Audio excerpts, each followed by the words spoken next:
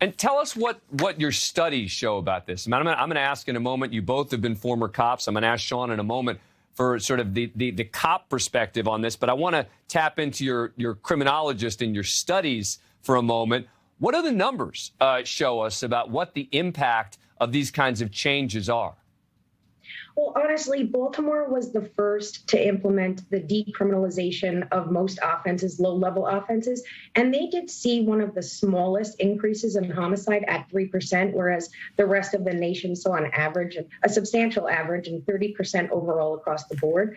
So even implementing those decriminalization across, what the ADA implemented a few years back, it didn't correlate to a very high spike in violent crime or homicide. So that is somewhat promising, but at the same time, we can't really assess data longitudinally right now. And COVID, it threw a very interesting variable into the equation because we've never seen anything like this, or at least in our lifetime. And there's so many aspects to why violent crime, particularly homicides, have increased the last 2 years. We can't just blame COVID. We can't just blame George Floyd. So it's really hard to pinpoint one specific thing.